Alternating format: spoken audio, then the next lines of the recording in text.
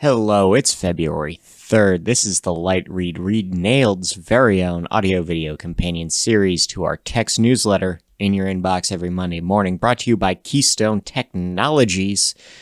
Visit KeystoneTech.com or hit the link in the show notes to learn about Keystone's direct drive compact LEDs. Now, they've had these in tubes for a while, but now they're in omnidirectionals for pin-based CFLs. Save you about half the energy compared to those, and 4 times the traditional lifespan. Again, KeystoneTech.com or the link in the description. Into the news, though, Signify is coronavirus-free. As part of a video announcement, their CEO assured us all that none of their workforce have been infected. That being said, a number of LED manufacturers in Zhejiang are extending their New Year's vacation till the 10th, and are warning that there may be delays on those products. We'll see how long this lasts and where it goes, but until then, wash your hands, kids. MEMA publishes new performance specs for LED lamps, so these standards are focusing on direct replacement LEDs, because I guess we need more standards all the time. The HID market is expected to grow by 6% in the next 3 years. So research and markets are saying that the full market value will be worth about $2.3 billion by 2023. Hey, we've got a new member, and he's got something to say. William J. Griffin Electric has wired the ballpark of the decade. Segra Stadium in Fayetteville, North Carolina, has been given this award by Ballpark Digest. Lightfair is dealing with the feds. They're banned last year. They banned 40 exhibitors for some policy breaking habits they had, and they are now continuing to crack down on some bad actors, including consulting with the feds on IP protection at this year's show. The American Academy of Ophthalmology has reported that special lenses that filter blue light aren't really needed for extended screen use. I'll just take these off then. Yeah. This may be the placebo effect talking, but you know what? My eyes were less itchy at the end of the day for the month I wore them. Might stick with it. We'll see. Experts warn of security issues on LoRaWAN networks. So these are pretty popular with outdoor IoT, and IOActive has released a 27-page report about all the ways they can go wrong. Things going right, though. The city of Philadelphia has opened public bids to switch over their city streetlights. That's 105,000 lamps right there. If you aren't filling out that form already, get at her. But if you can, but while you do that, episode 120 of Get a Grip on Lighting. This is an interview with Spencer and John of the Pacific Lamp. Pacific Lamp and Supply, chatting about changing job titles, getting bigger, getting badder, and keeping at it. Back to Philadelphia, though, they're going to start requiring building tune-ups. Similar to New York City and Washington, D.C., non-residential building owners can look forward to regular inspections and suggestions on how to improve efficiency. The IES on why Lightfair is important. Tim Lecitra is making a case for the Society's event. You know, his show might be bigger, but I bet Nailed Convention in Biloxi ends up being more fun. Register now. The University of Virginia, a professor there, has called for new outdoor lighting regulations in the state for darker skies. Birmingham has completed their switch to LED. That's 30,000 streetlights over the past 3 years, with the utility taking the lead on that. Dan Evans, writing from Itron's offices, is outlining how lighting is the roadmap to smartening cities. LED Specifier Summit calls for speakers. They're running 2 events, one in Denver, one in Chicago, and they're looking for experts to deliver talks. Now, the director of LA's street lighting division has been interviewed on TED Magazine talking about LA's crazy plan to have a public contest to design the new street lamp that will go in every spot in the city. Mark Barker's rules for municipal lighting rhyme in there. Mark is a consultant on LED conversion projects, and he has a list of 8 recommendations for dark sky, safety, efficiency, a whole bunch of useful tips there. The emergency lighting battery market is going to reach $3 billion in value by 2026. That's from Coherent Marketing Insights. Sumter is adding more lights. South Carolina is stringing, decorative lights across alleyways as a safety measure. We'll see if that helps anybody out. Sheffield, Alabama is switching to LED as well, but they're doing it one fixture at a time as the bulb burns out. This strikes me as a bad way to do it. I mean, never mind our talk about sunk costs last week. I think this is really, you're going to run out of supply. You're going to run out that in 2 years, that product won't exist. And what are you going to do? Respec everything? Just spend the money, flip the whole thing at once. IES Illumination Awards are open for submissions. So these are for non-manufacturer lighting projects. Awards will be presented in New Orleans on August 6th.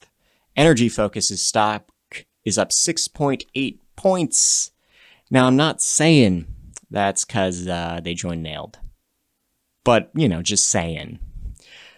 North Andover completes its LED retrofits. This Massachusetts town has switched over the lighting in schools and their water treatment plant with the help of DOE grants, and they're planning a streetlight conversion next. Today's indoor veggie farm will be the farm of Mars in the future.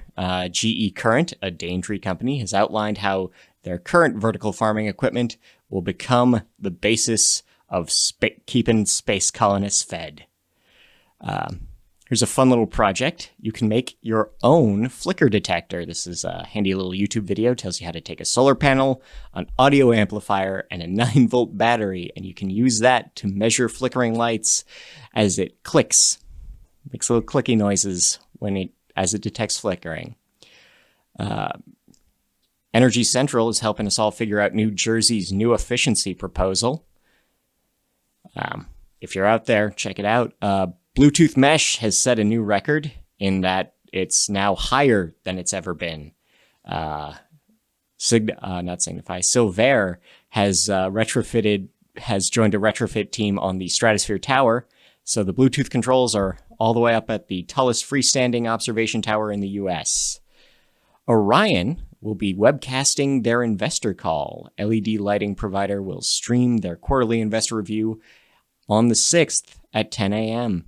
Green Step Cities celebrates their 10th year. This is a Minnesota program that has helped 130 municipalities reduce their carbon footprints with a whole bunch of retrofits and programs. Here we go.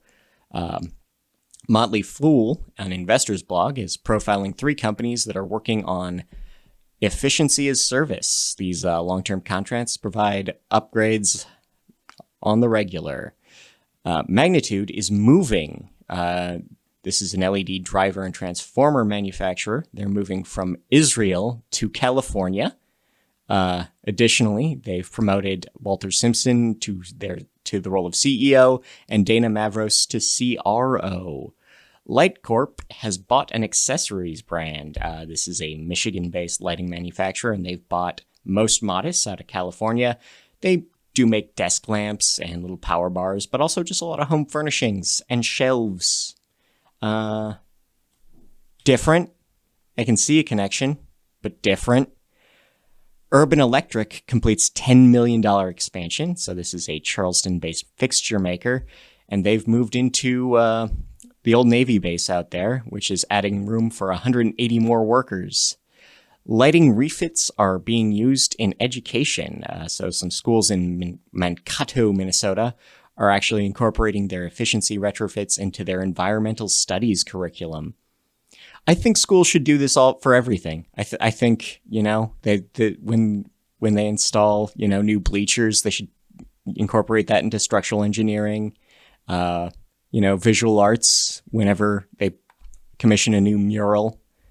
The school should teach its own. I had a phrase. The school is its own learning space. Now I can't connect those dots. I'm sorry. Moving right along.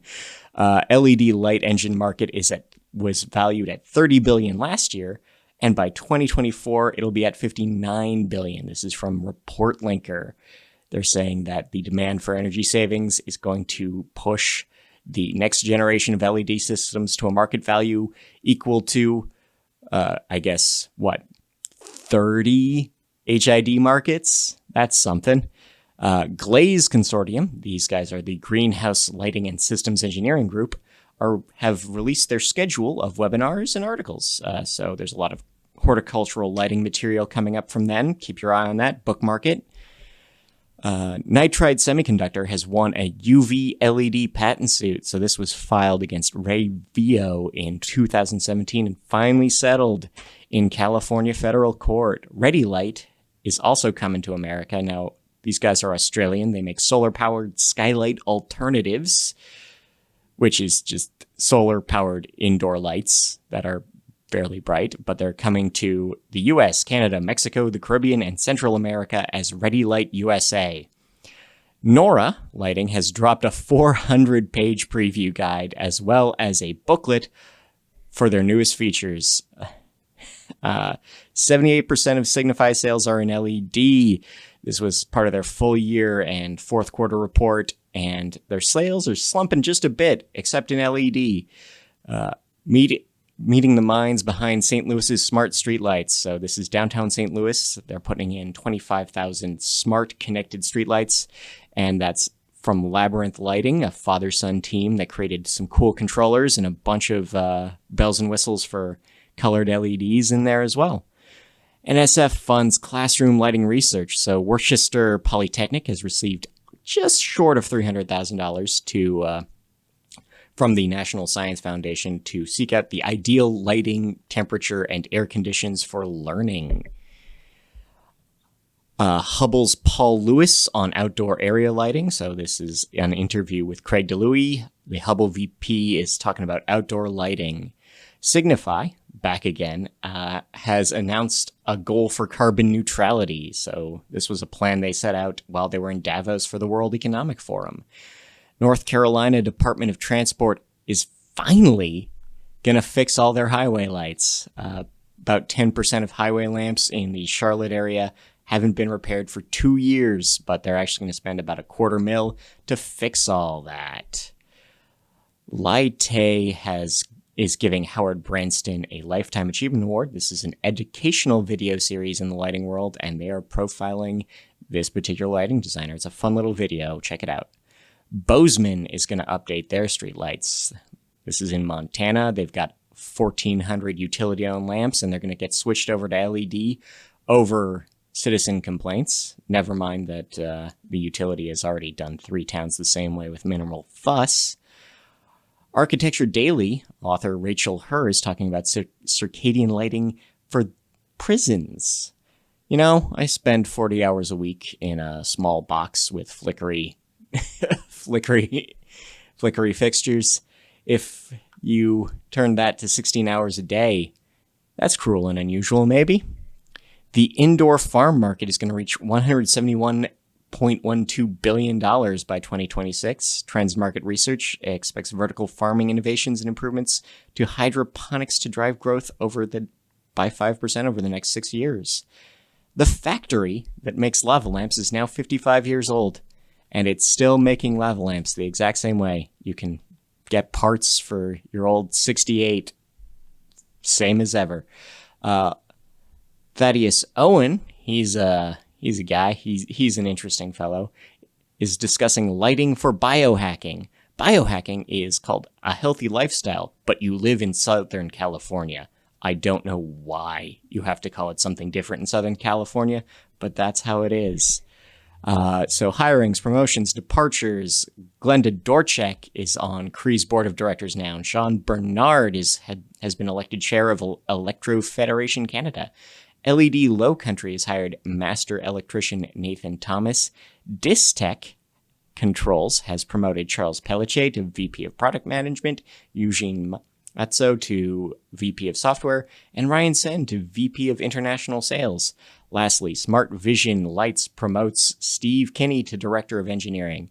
And that's the Light Read Read. I'm Scott Walker. Thank you for listening. Thank you for rating. Thank you for subscribing. If you're not in Nailed, it's more than just me talking to myself. There's actual training and networking and more programs coming out all the time. It's a great organization to join. Definitely check it out. And again, this is all thanks to Keystone Tech and Direct Drive of LEDs. See you next Monday.